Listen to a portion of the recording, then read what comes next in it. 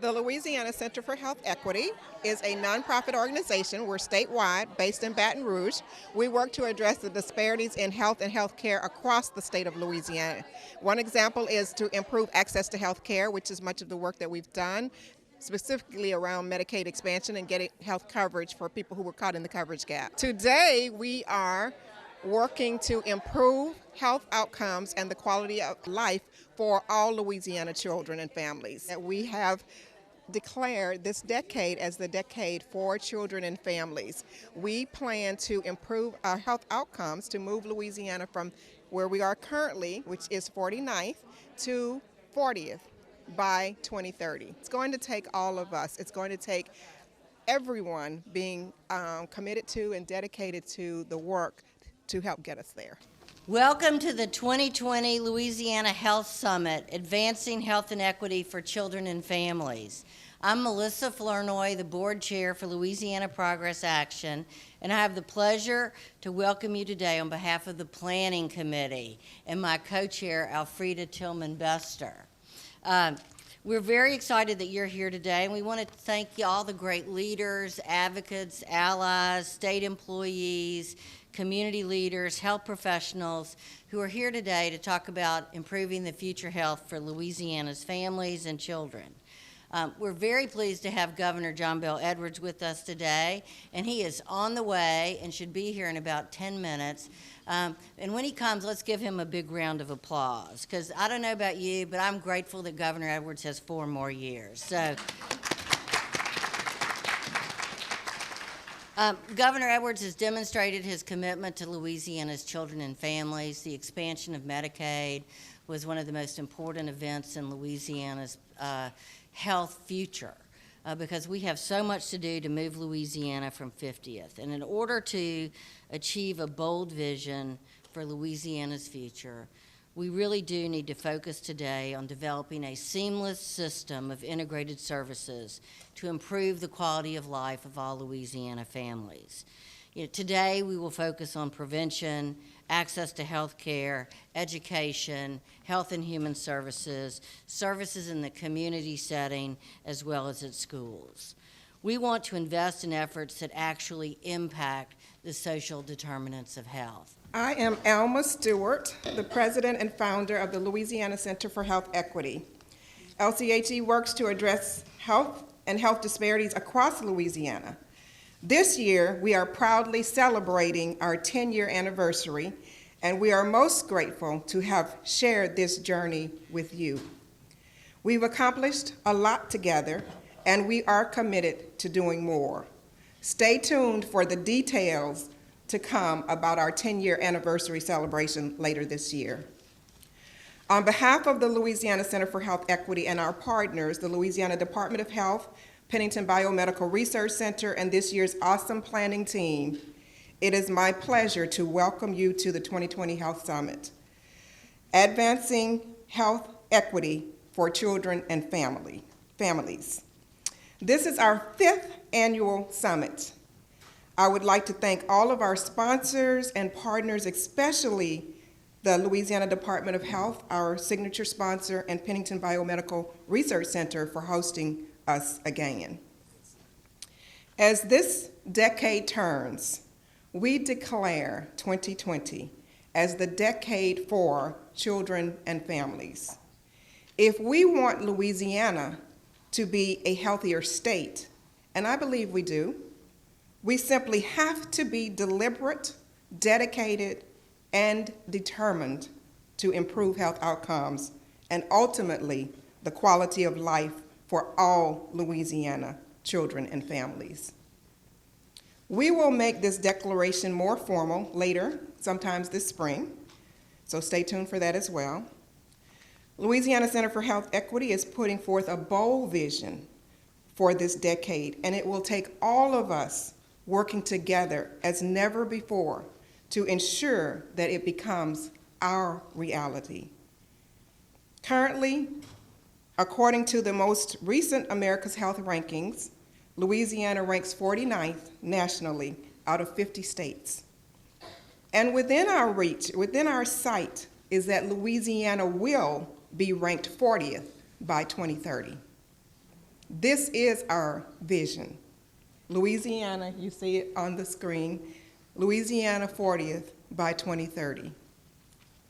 Throughout today, you will learn about some of the most significant focus areas we believe to be game changers, and we'll ask you to weigh in as well. What I will say now, with this in mind, is that with Medicaid expansion in 2016, Governor John Bel Edwards put us on the path that will ultimately propel us to our vision if we have the collective will to seize it. Each embracing this monumental moment of both personal and corporate responsibility. Yes, we can improve the quality of life for Louisiana children and families. Will we? By the grace of God, I believe we will. That's why we are pleased about much progress made under our governor already. Most noteworthy is achieving the highest rate of insured Louisianans in our history. Today, we have more people insured in Louisiana than ever.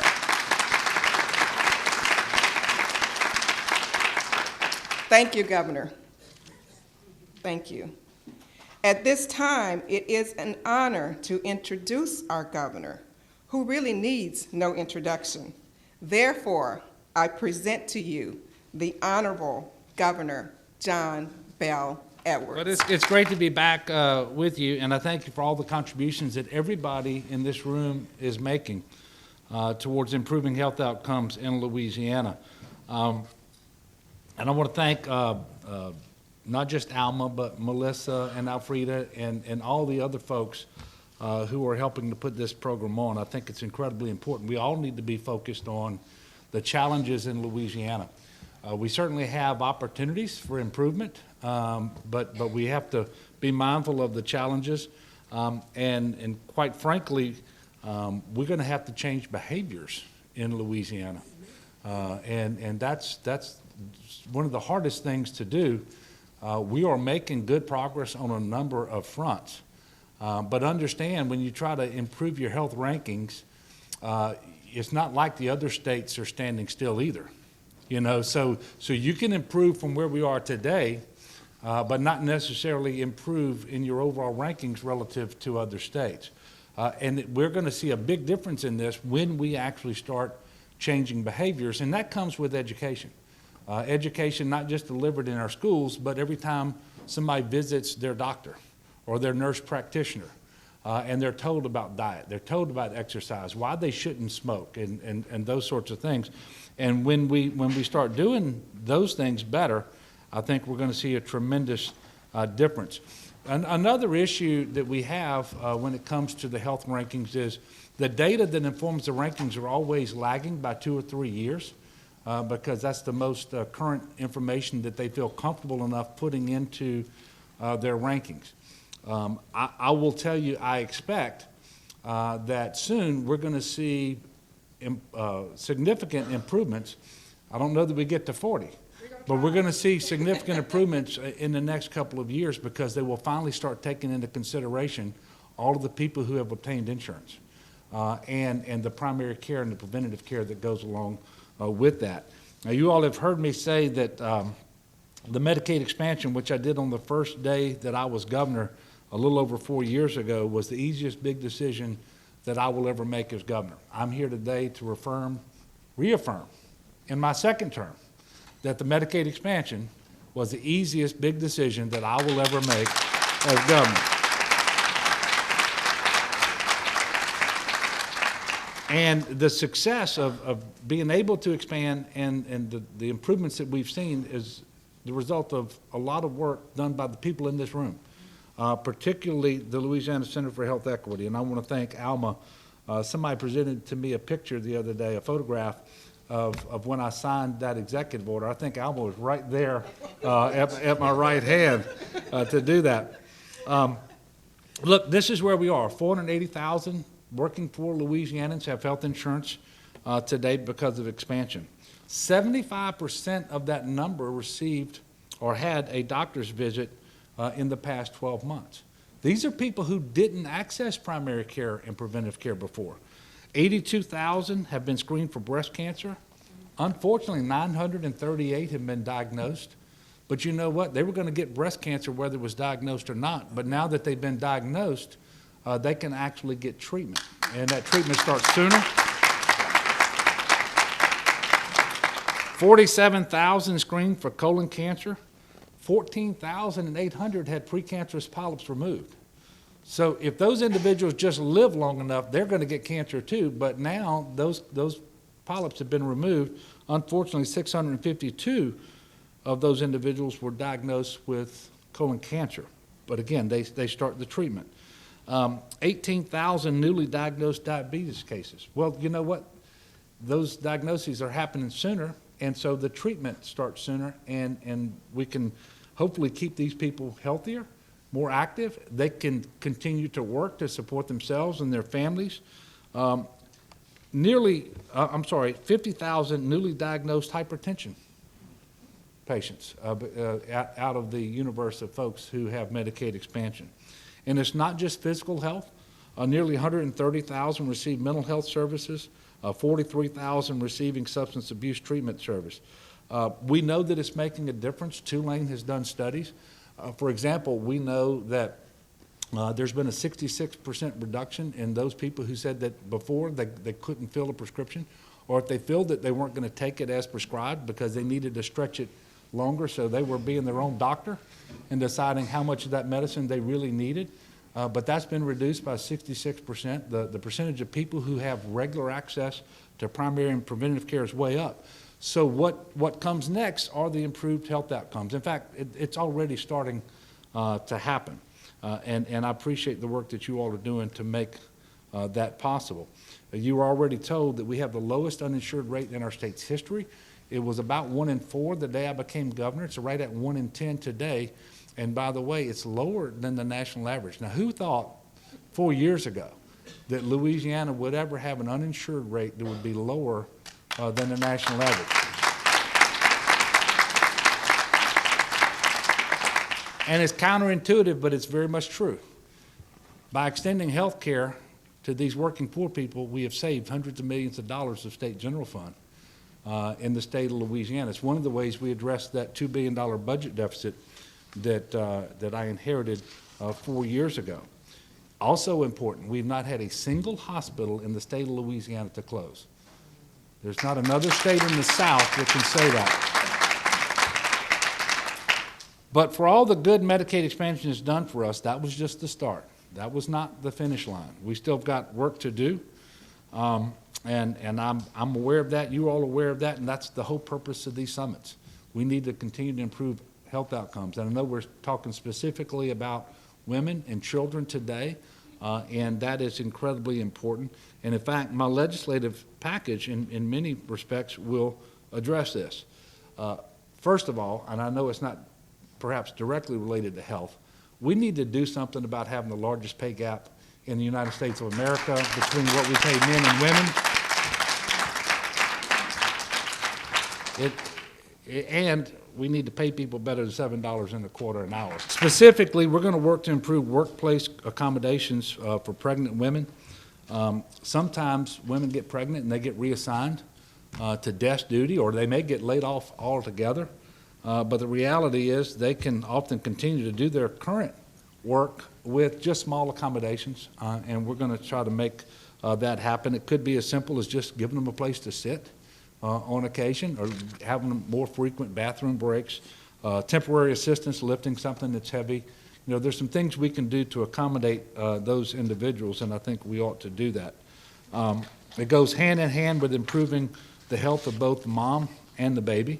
We're also going to promote the implementation of a maternal mortality review, and so that we have some uniformity. In this, and we're going to ensure that hospitals and birthing centers have written policies and procedures that they investigate any maternal death, and they do so in a timely and accurate way and report that. so that it can inform the decisions we make about how to reduce maternal mortality. By the way, we're already having significant success in this area. The number of women who are hemorrhaging significantly in childbirth has gone down since we started paying attention to this more recently. But it's unacceptable because we know, for example, that African American women are 4 times more likely to have maternal mortality issues than white women. So obviously, we can't have multiple standards of care depending upon the skin color of the person who is at issue. And so and none of this is intentional, and quite frankly, until we changed to a new death certificate, it wasn't obvious what was happening. But now that we have a new check-the-box death certificate and it's coming in that we see that these things are linked to maternal mortality, we know that we have some work to do. And so I appreciate the focus of this particular summit, and we're going to keep working really hard to make progress. Our state is so much better and stronger today than it was 4 years ago. I believe we're going to be better and stronger 4 years from now than we are today.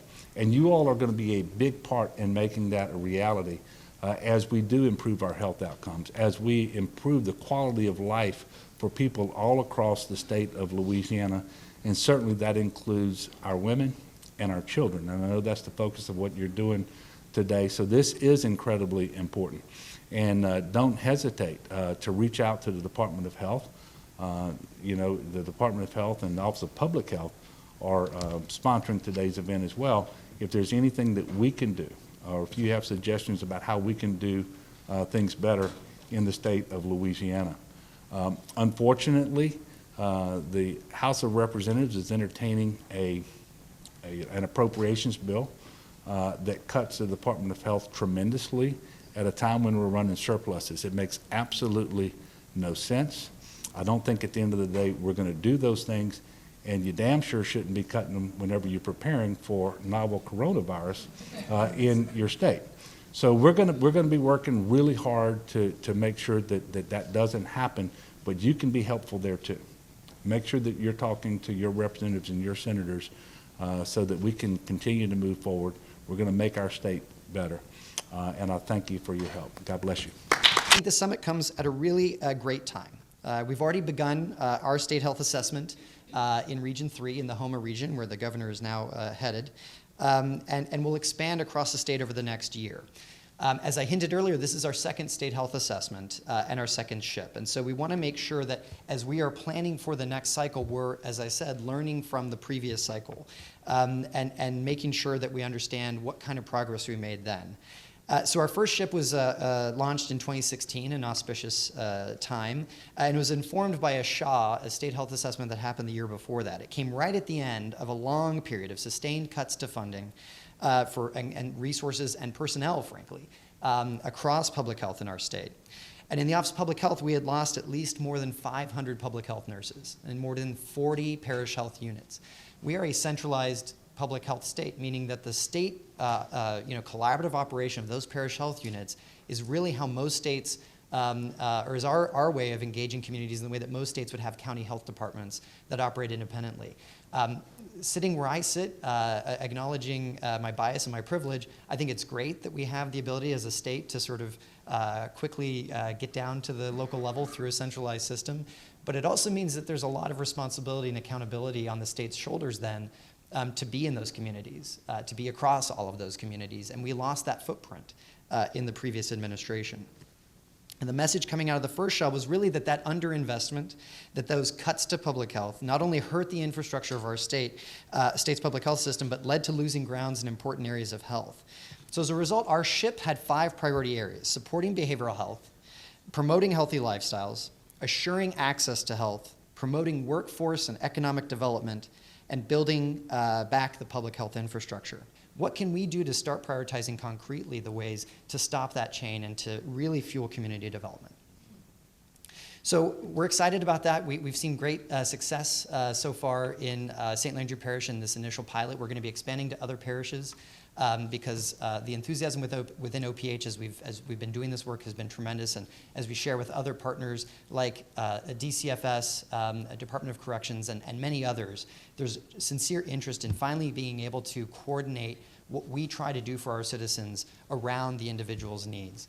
And we'll continue to try to learn from that through evaluating an expanded pilot in 6 more parishes, and then hopefully build the data that we need to really push this as something that can be statewide. Again, not to take the place of programs, but to really serve that role of connecting people to programs that doesn't currently exist. So I'm thrilled to see today's agenda for the meeting. You're going to be hearing about the kinds of things that we in the Office of Public Health care a ton about right now, and that we hope come out through our SHA, and that are a part of our SHIP.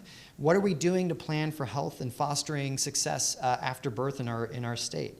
A focus, you're going to hear discussions about a focus on the context in which too many of our children live from our keynote speakers about adverse childhood experiences, about, sure, some of that seems daunting, and how do we do the long-term planning to address people being exposed to adverse childhood experiences, but how do we also in the near term immediately adopt trauma-informed care so that the services we're providing reflect that lived experience and acknowledge it in providing services to our communities. Later, you'll also hear about how our systems deeply are not trauma-informed, especially our schools, and how our schools are set up to foster that school-to-prison pipeline, and never really give people a chance for success. We need to fix that. You hear about how economic success and building economic prosperity is a huge part of what we can do in health. Has a bigger impact than certainly any medical intervention, I say as a primary care doc, that we could have. And so what are we doing to foster that new workforce, to support and advocate for a living wage, so that what we have can be shared more equitably? And in talking about the obesity challenge, you're going to no doubt encounter the fact that America and some other wealthy nations now are also in this weird, unique position where, despite the fact that we have a small number of folks who have true hunger and inadequate access to food, we have this much larger group of folks who have inadequate access to healthy food, that are limited to high-calorie dense, low-nutrition content food. And so we see obesity rates highest amongst the poorest. It's not a matter of trying to get the wealthy to stop eating because they just have so darn much. They have access to trainers and great food and things that we should all be doing, but we just don't have the resources to do. And finally, you'll be ending the day on a hopeful note, I hope, and with concrete steps, building that bold advocacy agenda, building that model that we want to adopt and that you're going to take to get us to 40th in 2030. We need to plan big because we're at a unique time where we have tremendous opportunity with the leadership we have in this state, and with the tremendous amount of energy, frankly, that we see around our health care system, where they're understanding the value of moving to value, of no longer paying for healthcare services as a good in and of themselves, but understanding that healthcare services need to be reimbursed in a way that they reflect the outcomes that they drive. And we need to leverage that and understand that in public health, we are the best partner for our healthcare systems in helping them achieve value and prevent unnecessary hospitalizations and prevent unnecessary illnesses. We need to be at the table with them so that what comes out is not a new statin. What comes out of those discussions is keeping people healthy, encouraging a healthy childhood and healthy activity, neighborhoods where people can run and exercise, and all those things that we know are going to promote health. And that's what's going to lead to a healthy future for the state. So really glad to be with you this morning. I think, unfortunately, I've gone over my time. But I really am excited for your summit today, excited to see how it can inform our SHA, and how we together can work to make sure that we improve the living conditions and the health for everyone in our state. And our goal ultimately is going to be to shoot way beyond 40 and be the healthiest state in the nation, and do that because we have the grit and the community connectedness that no other state has. It's not easy coming to a place as an outsider where they may say they're doing so great out in California. I'll tell you, in private, we still have lots of challenges to address, especially around health equity, adverse childhood experiences, what we're going to talk about today. And yet I appreciate you giving me this opportunity, and I'm enormously grateful to be able to share what we're doing in California in the hopes that it inspires you and absolutely steal away. That's not stealing, that's called sharing. And we would love for Louisiana to be our sister state in this movement moving forward for children and families. You're already doing it. Let's do it together. So we're going to talk about the rationale behind trauma-informed care, as you heard the doctor say, life course care, as I like to think of it, and the work that I do, as well as systems change. I'm a pediatrician, so my work has always been as a pediatrician and a public health professional focusing on the needs of children and families, particularly thinking about the parents, right? Kids aren't born in a vacuum. It's very important that we think about the parents, and I'm excited that Louisiana is thinking about this at the level of your governor, because as you'll see with the leadership of our governor and our state officials, we're making headway. I'm going to share that policy movement with you. I'm going to explain the California ACEs, or Adverse Childhood Experiences movement, the work we're doing in what we call ACEs Aware. You can go right now, if I'm boring you, to acesaware.org. It's all there. It's all free. Nothing to steal. Take it. We're happy to share how we're going to screen for adverse childhood experiences, identify among the other essential needs Dr. Bio mentioned, the childhood trauma that so many live with. And I'm going to discuss how we collectively, as professionals, policymakers, payers, funders, you name it, community members, can all collaborate on comprehensive, equitable care. Adverse childhood experiences, or ACEs as we call them, as you've heard, including abuse, neglect, other family challenges like domestic violence, have now made headlines as a national public health crisis. And I'm proud to say our work on this nationwide and in California made the cover of Newsweek. So if you like Newsweek or you read the news, this is something very important to take a look at. And the cover says, stress is affecting our health, all of us. And we must do something about it. And we're going to do that today, working together. It's been over 20 years since the landmark Kaiser Permanente and Centers for Disease Control and Prevention study found two remarkable things about ACEs. One, they're extremely common. 2/3 of Americans, and in almost every state, 2/3 of people have had at least one. So we've all experienced one of these things or know someone who has. Two, they affect our health and well-being from childhood in a dose response, meaning each additional adversity we experience or a child experiences has significantly increased the likelihood that she or he will be affected. It's critical that we think about what we're saying and how we're saying it so that those we serve don't feel judged or stigmatized. Most people hear about ACEs and say, okay, so you grow up, you have these health challenges because of these unhealthy behaviors you witnessed, or because this trauma leads to unhealthy behavior. So it's going to manifest in poor health outcomes. The stress leads to overeating, right? Leads to obesity. We'll talk about obesity. The original ACEs study, many don't realize, it's in that Newsweek article now, that study came from an obesity clinic. An internist, Dr. Vince Felitti, who was asking women at the time they were teaching them about fasting, was asking them why their weight would yo-yo. And one of them said, Dr. Felitti, every time I get into a new relationship, I was abused as a child, and I'm in these violent relationships, and my weight goes up. It's not necessarily just the eating. Obesity is an inflammatory disorder. The stress is contributing to the body's inability to address the caloric needs in a healthy and appropriate way. So when we talk about, thanks to those at Pennington that are supporting this, addressing obesity, diabetes, heart disease, ACEs lead to 9 out of 10 causes of death in America. All of those things. Because the underlying mechanism that we understand of unhealthy inflammation is contributing all the time. It literally gets under our skin, affects the brains and bodies of children and families and communities.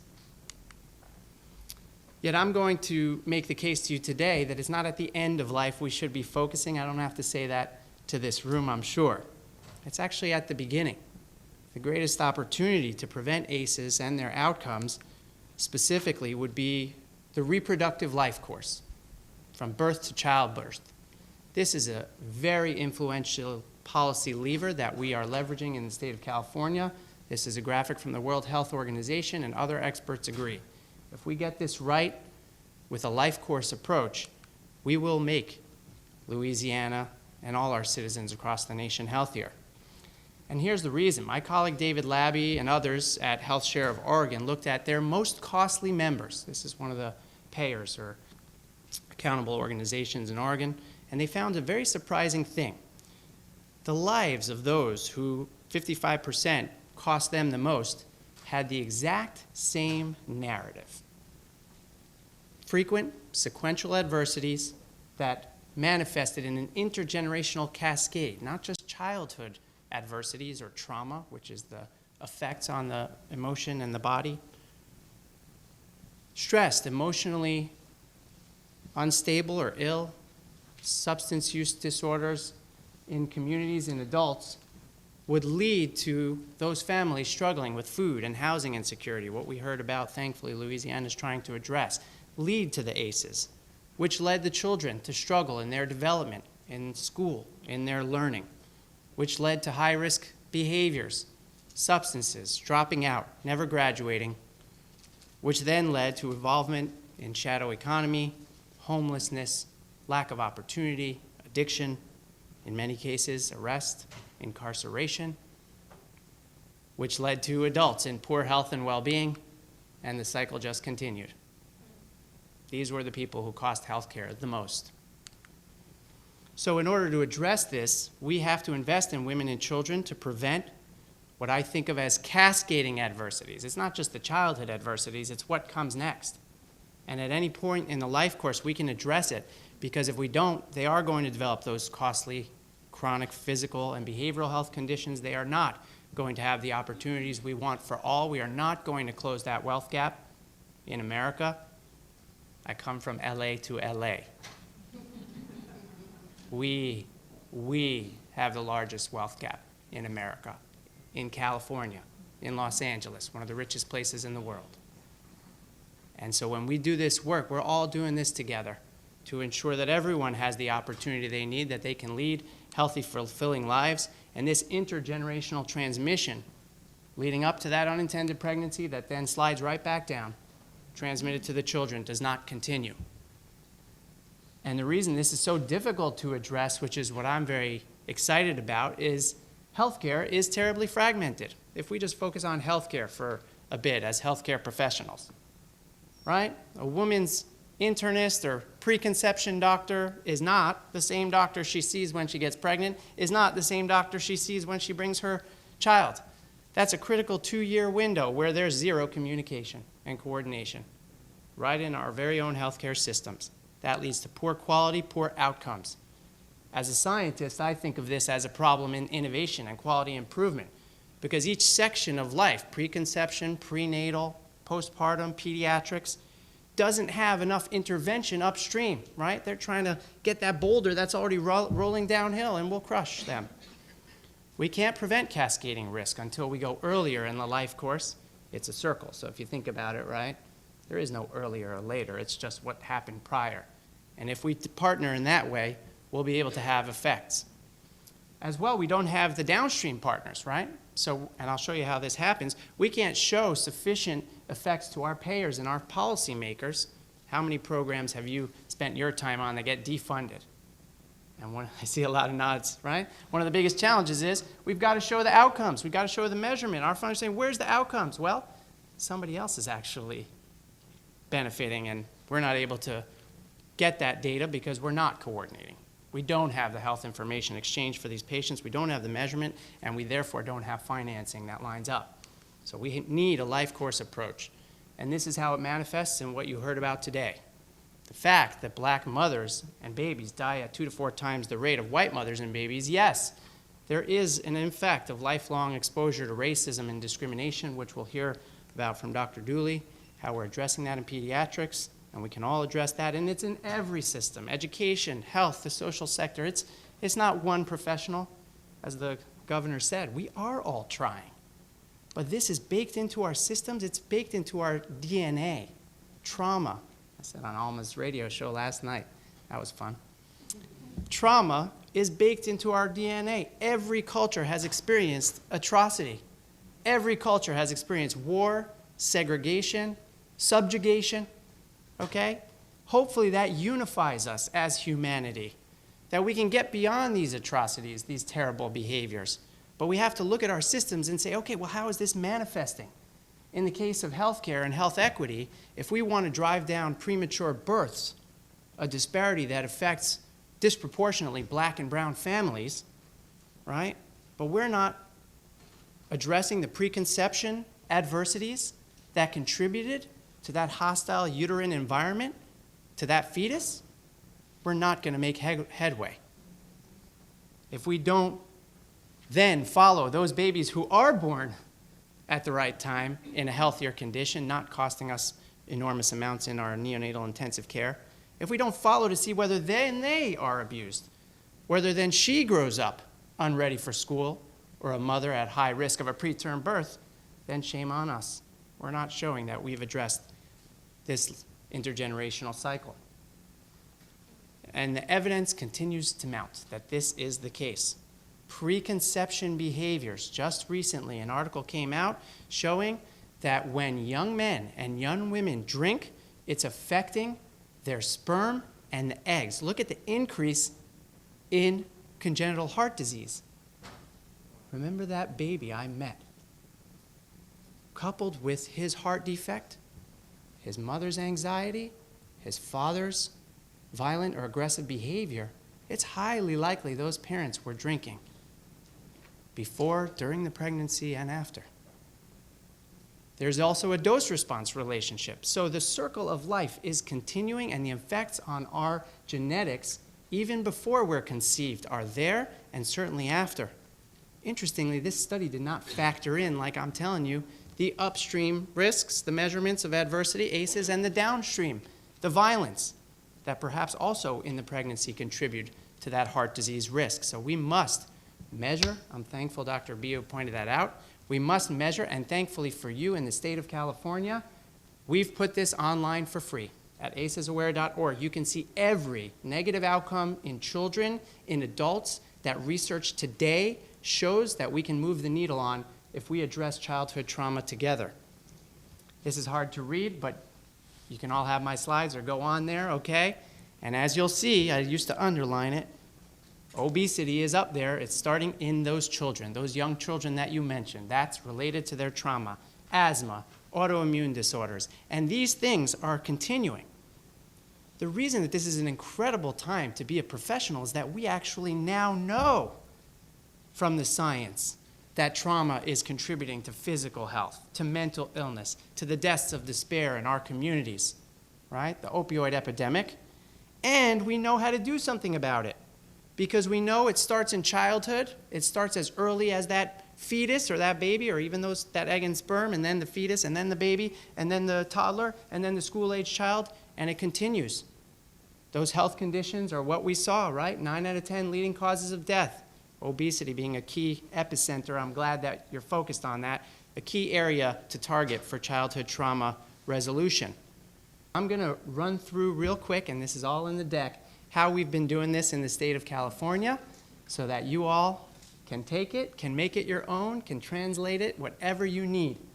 We started out, we are like the rest of the nation. 2/3 of people have 1 or more ACE. About 17 to 18% have 4 or more, and it really knows no race or ethnic divide. Whether you're white, black, Hispanic, Latino, Asian, pretty much the same. My colleague and friend, our new Surgeon General who leads this work across our state, Dr. Nadine Burke Harris, just published this paper. We looked at 2013 data across the state, specifically adult conditions, mind you. We didn't look at the cost of childhood disease, just adult disease. Things you recognize that start in childhood, right? Asthma, behavioral risk, depression, substances, drinking, smoking, obesity, something that affects us all, right? Cardiovascular disease. And what they found is unbelievable. These, in 1 year, contributed $10 billion in excess or out-of-pocket spending of our citizens, $102 billion in a public health metric we call dailies to our healthcare system. So $112 billion we're spending in California roughly a year because we have not been addressing ACEs or childhood trauma.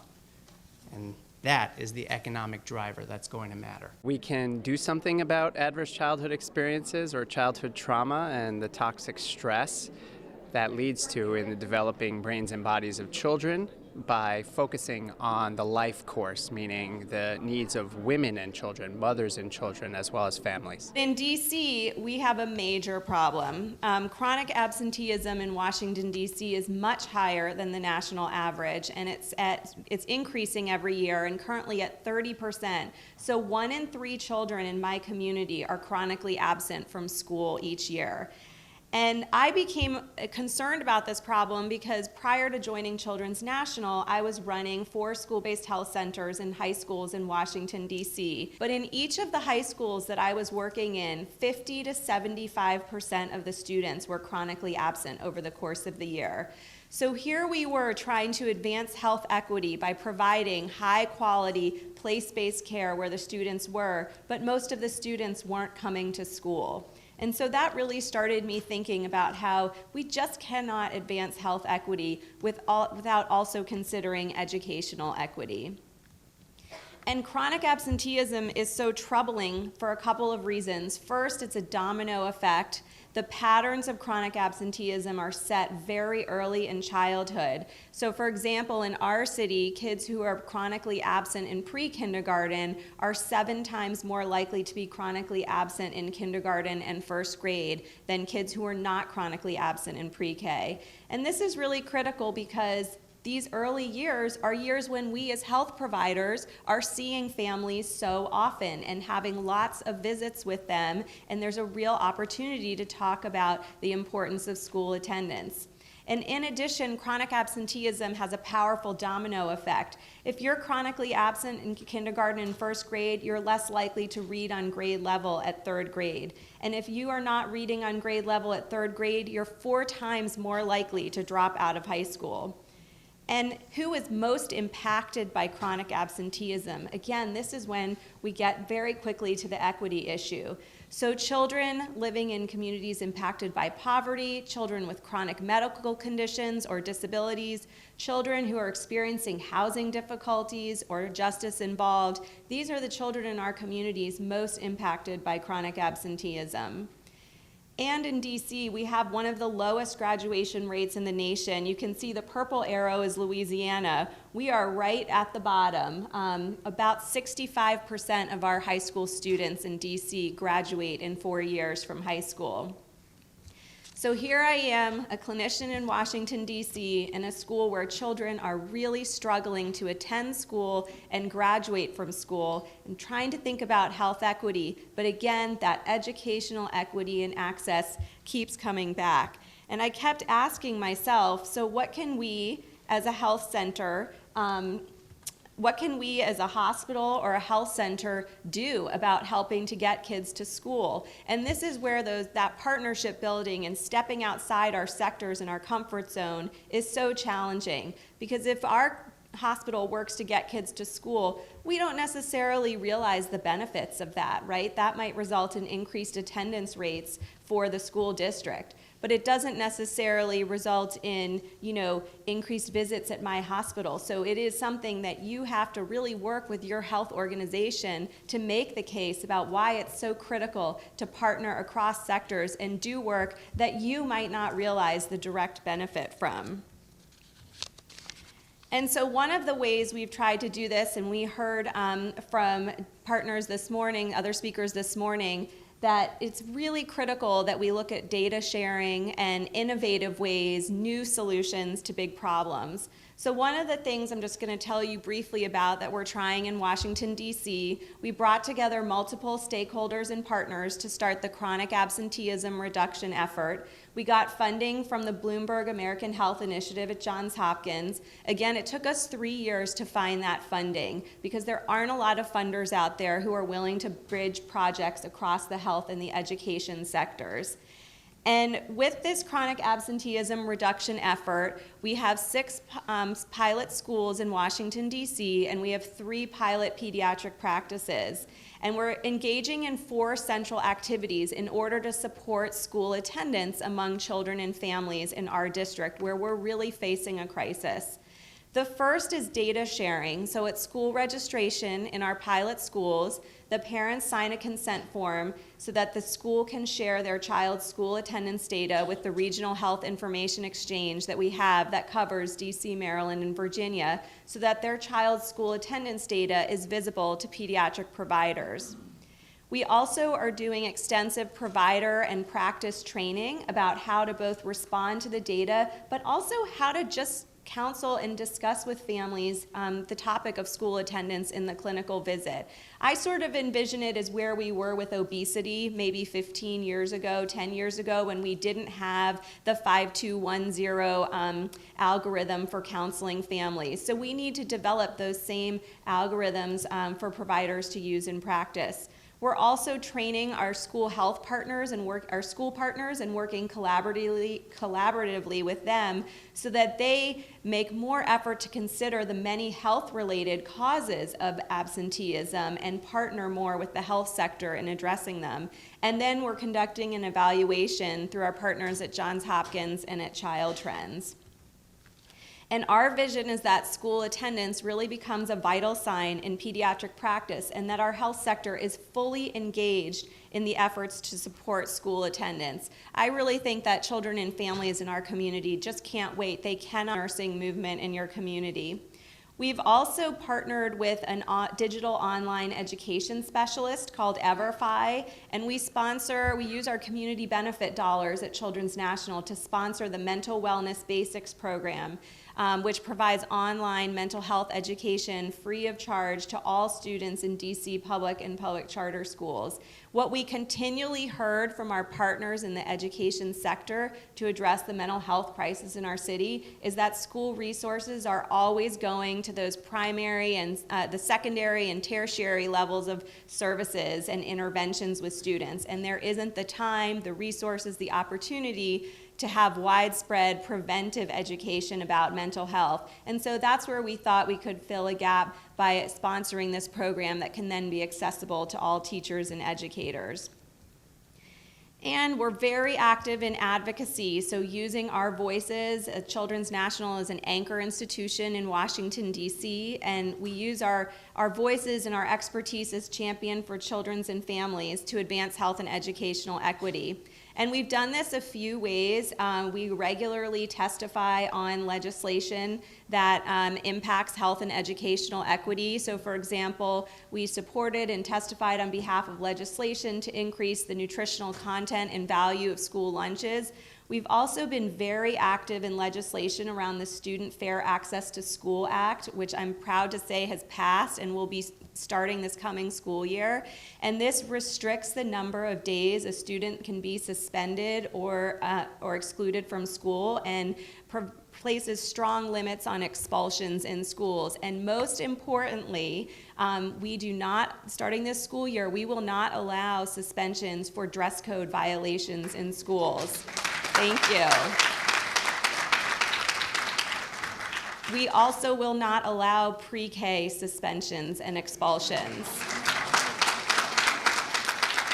And I think if we're talking about advancing equity, we have to recognize that those disciplinary policies are disproportionately applied to particular populations in our schools. And until we can have better training of our educators, we cannot allow that pattern to continue and disrupt a child's education. But we don't just say, oh, there can't be suspensions or expulsions. We are staunch advocates to get our colleagues in the health and in the education sector the resources they need. And you can see in this picture, this is our leader, Tanya Kinlow, who I mentioned before. She's worked with us. We trained all the school security officers in Washington, D.C. on the trauma-informed care and approaches that Dr. Goldfinger was talking about, because we know the youth to prison pipeline pipeline often starts with youth interaction with school security officers or disciplinary actions in school. So if we aren't supporting our colleagues and training them on positive ways to interact with youth and the science of trauma, how can we hope to disrupt that pipeline? But that's something that as the health sector, we can bring our expertise to the educational sector and support them. We know that racism, whether internalized, institutionalized, and personally mediated, and the incredibly challenging racial climate that our children are growing up in today, we know that racism creates a toxic stress response, and the biological mechanism of that toxic stress response leads to decreased health outcomes for communities that we need to support and help. And so it was very critical that the Academy put forth that racism is an important determinant of health. And when I was thinking of all of the work that you've done in Louisiana to increase access to care for all of these chronic conditions, we know that exposure to racism can lead to the development of those chronic conditions. So until we start to prevent and address racism in our communities, we will never get to that state of health that we're really trying to achieve. So things that we can talk about with our children and families in practice are helping them to recognize racism, differentiate it from other forms of unfair treatment, how to safely oppose racism, and how to counter or replace those negative messages and experiences with something positive. We've got a lot of work to do on workforce development. We need training programs in pediatrics where our residents and our medical students and our nursing students and psychology students and social work students who are in training have the opportunity to train and do simulations so that they are prepared to counsel families of the most diverse United States population in history to date. And this means high quality, innovative simulation programs, as well as reaching people who are already in practice and didn't have this opportunity when they were in training. So making sure we have ongoing professional education for pediatricians in practice to reduce implicit bias and efforts to diversify the pediatric workforce. And in terms of optimizing systems, we talk in the policy statement, again, a lot focused on the education sector, since that's where children spend so much of their time, and since education is another critical social determinant of health. So we need policies that support implicit bias trainings of our educators and staff in school, training in culturally competent classroom management, increased access to mental health services in schools, multicultural curricula, and just like we talk about diversifying the healthcare provider workforce, we need to diversify our teacher workforce and school workforce as well. And then we also offer recommendations for optimizing research, a lot of which Dr. Goldfinger spoke about in his efforts to get funding to look at different aspects of ACEs and how they impact child health outcomes. So we offer a number of things. You know, if we are doing these community engagement efforts and advocacy efforts, if we're working to diversify our workforce, we also need the research on how that improves health outcomes. My message is talking about racism, which is an important social determinant of health. And until we acknowledge, identify, and address racism in our communities and its impact on children and families, we will never achieve the equity that we are striving for. Even if you don't like kids, you need to care about ensuring that they all develop in a healthy way so that everyone in our community can experience the prosperity of having that strong foundation for lifelong learning, behavior, and health, right? So this is the key value and key message that we are using that is tested so that we can engage people from lots and lots of different sectors. Everyone from our previous governor and our current governor to our legislature to chief medical officers of hospitals to teachers and counselors and people who are on the ground, okay? So we talk about brain architecture, we talk about serve and return interactions and why they're important. We talk about different levels of stress and what toxic stress is and how it derails the developing brain and many different systems in the body. And we help connect the dots for people how that toxic stress is putting cracks in the foundation of development and leading to the development of future issues with mental health, issues with disease, including 7 out of 10 of our leading disease diseases, as Dr. Burke Harris always articulates, right? And a lot of our social issues. And then we use a lot of the brain imaging, right? This PET scan that you all have seen to help people understand what's happening inside children's bodies when they are experiencing toxic stress. And in particular, this graphic helping people understand the harm that's done when children experience neglect. Because we as a community have not done a good job of addressing neglect. People really struggle to understand how it creates harm in children's developing bodies, right? You can't always see it on the outside, and yet it is the most pervasive and most intractable type of abuse that we experience as a nation, really globally, and it's what's causing a lot of the issues that we see when children become adults.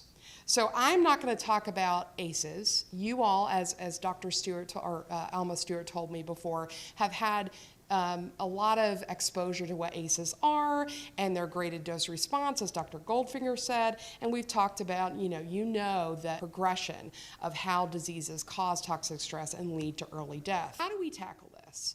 And the consensus was, at the community level, like, there's a certain set of strategies that need to happen, but really every community and the needs of every community, the resources of every community are different, right? And so communities really need to lead what this looks like for them. The state needs to empower the community response. So, one thing that we said is, in any other public health, with any other public health issue, what you see that there is really good public messaging. So if you think about smoking cessation in our country, you can't find a person on the street that doesn't know 2 diseases associated with smoking, right? Yeah? Most people know. So if you walk up to somebody and they're smoking a cigarette and you say, "Did you know that's going to cause cancer?" They're not going to be like, "Oh, really?" Right? Like, they know. And why do they know? They know because they've heard about it in so many different venues. They've heard about it in school. They've heard about it from their doctor. They also heard about it from the media, right? From commercials, from PSAs before movies that you go to see in the movie theaters. We hear about it everywhere.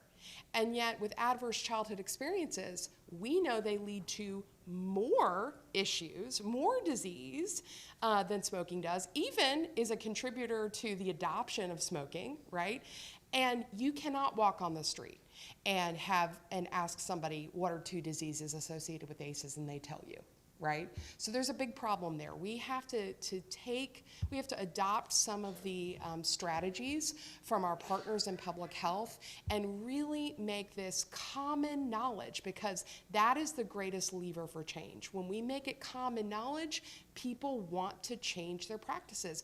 People want to raise healthy kids. People care about their kids. They don't set out to abuse and neglect their kids. As we were going out and we were training people on adverse childhood experiences, on child development and toxic stress, it just became more and more apparent that we can't do that without also talking about equity, right? And without also talking about many of the expanded ACEs that were mentioned by my colleagues that came up here, because we know that while ACEs are present in every social, economic background and every racial background, right, with all of these various demographic or groups, that Black and brown children still experience more toxic stress. And that's the real problem, right? And they experience more toxic stress because they have additional stressors like racism, right? And like disproportionate contact. And they have fewer access to those resources, those safe, stable, nurturing relationships and environments that buffer toxic stress and would help them, would help that stress become more tolerable in nature, right? And so we have to be taking an and both approach. It's got to be, we are making things better for all kids. And if we're making things better for all kids, it means that we have to look at the unique struggles and challenges of certain groups of children, and we have to help them overcome, and we have to just stop we can't just keep talking about it, we have to do it. We can change the culture in our state and prevent adverse childhood experiences and create a foundation for lifelong health for all children when we change the way that we communicate and we engage in strategic ways of including all different sectors to be invested in child health. We have to make sure that we are prepared to put the funding where we know it will make the strongest and most powerful impact in the lives of Louisiana's children and families. I can assure you that the United Way of Southeast Louisiana is thrilled to participate in this program today because we understand about the social determinants of health. We know that income is a social determinant of health. We're going to be advocating for an increase in the minimum wage. We're going to be advocating for equal pay for women and the elimination of pay secrecy. We're going to be looking to our legislators and working in close partnership with our governor to ensure that we invest in high quality early care and education. At the recommendation of the Early Care and Education Commission, we want increased supports that ensure that Louisiana's children will have a healthy, safe, bright start so that they enter school ready to learn, so that they graduate on time, and that they become productive, healthy citizens giving back to this community. The economics, the sheer economics of making those types of investment will be profound for Louisiana's future. I think we have to educate our new legislators on what the issues are facing the state. We need to get together and talk about a bold policy agenda, and we need to think strategically for the future.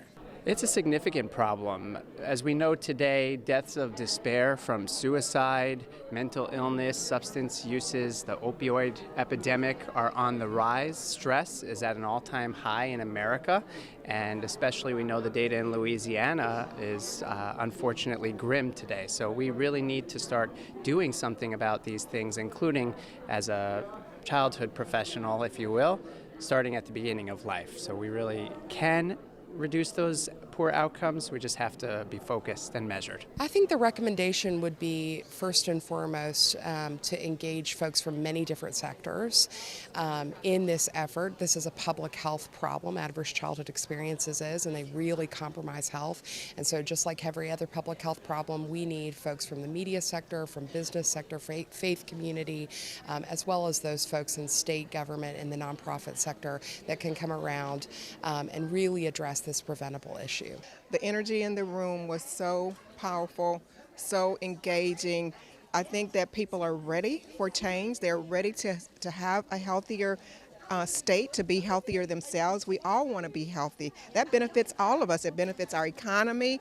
And so why not? And so I think that what I saw today was people who want to be a part of something that is going to make our state and our people healthier.